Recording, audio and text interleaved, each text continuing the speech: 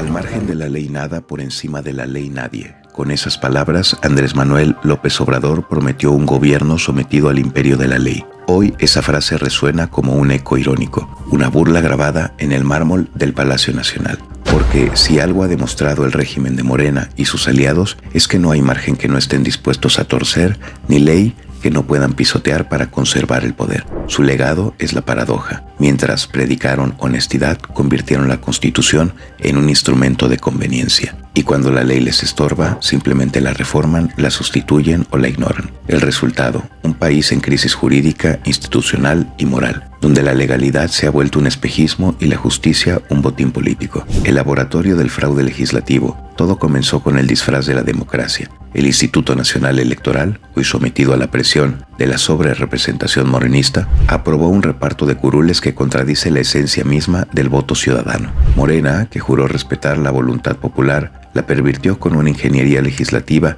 que infla su poder y distorsiona el equilibrio republicano. El chapulineo de diputados hacia el Partido del Trabajo para engordar artificialmente las filas fue una simulación burda, una trampa legal para consolidar una mayoría ficticia. Ese fraude, que en otros tiempos habría escandalizado al país, se disfraza hoy de mandato del pueblo, pero no es más que un fraude a la ley, una estafa a la democracia y una burla a la inteligencia nacional. La reforma judicial, el asalto al poder de los jueces, su redacción plagada de contradicciones entre los artículos 94 y 97 de la Constitución, es el retrato de la ignorancia legislativa elevada a poder del Estado. No se trata solo de errores técnicos, es la confesión de un proyecto político que busca someter al poder judicial al capricho del Ejecutivo. Las traiciones no tardaron en llegar. Yunes, antaño opositor, se rindió ante el poder y votó a favor de una reforma que dinamita la independencia de los jueces. En la Suprema Corte, Alberto Pérez Dayán, que alguna vez fue símbolo de resistencia, terminó cediendo al mismo juego, transformando su toga en una pieza más del teatro de la simulación. Así, el país presenció un acto de alta traición jurídica,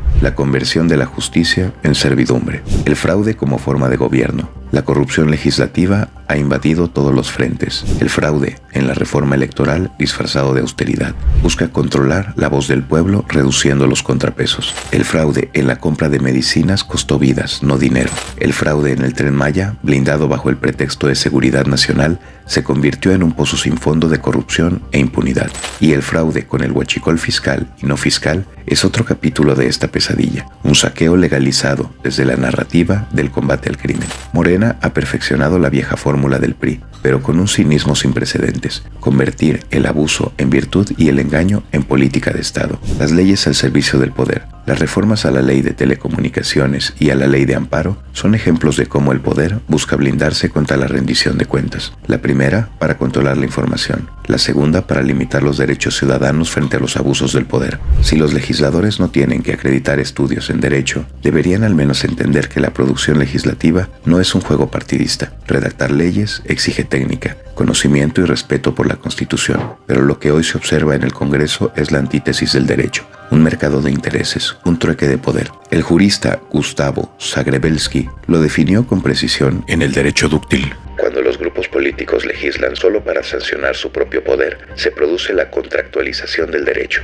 El derecho deja de ser norma y se vuelve contrato de conveniencia. Y en México, ese contrato lo redactan los corruptos que gobiernan. La demolición de la República. Los analistas más serios lo advierten. México vive una crisis constitucional. El poder judicial se subordina al Ejecutivo. El Legislativo legisla para sí mismo y el ciudadano ha quedado fuera de la ecuación. De continuar así, los diputados y senadores provocarán una crisis sin retorno. ¿Qué ocurrirá cuando los jueces deban aplicar leyes plagadas de contradicciones? ¿Qué criterios seguirán cuando una ley secundaria contradiga a la Constitución? ¿Qué pasará cuando los derechos humanos estén mejor protegidos por una norma oficial que por la propia Carta Magna? Esa incertidumbre es el fin del derecho, porque donde la ley se contradice, el poder decide. El fin de la democracia. Frente a esta crisis legislativa, los ciudadanos ya no pueden anticipar cómo se aplicarán las leyes ni conocer las consecuencias de sus actos. Vivir bajo un gobierno que cambia las reglas a su antojo es vivir sin seguridad jurídica, es vivir bajo una tiranía envuelta en papel de legalidad. Morena y sus partidos aliados, el PT y el Verde Ecologista, han demostrado que no se necesita un golpe de Estado para destruir una república. Basta con manipular sus leyes. Lo que antes se conquistó con sangre y democracia, hoy se corrompe con decretos y reformas redactadas al vapor. Y cuando el mismo presidente que dijo al margen de la ley nada, por encima de la ley nadie, termina justificando sus abusos con un no me vengan con que la ley es la ley, el círculo se cierra. El discurso se vuelve cinismo y el Estado de Derecho una ruina. México ya no enfrenta solo una crisis política, sino una tragedia jurídica. Y en ese silencio, donde la ley ha muerto, solo queda el eco de una nación que alguna vez creyó en la justicia.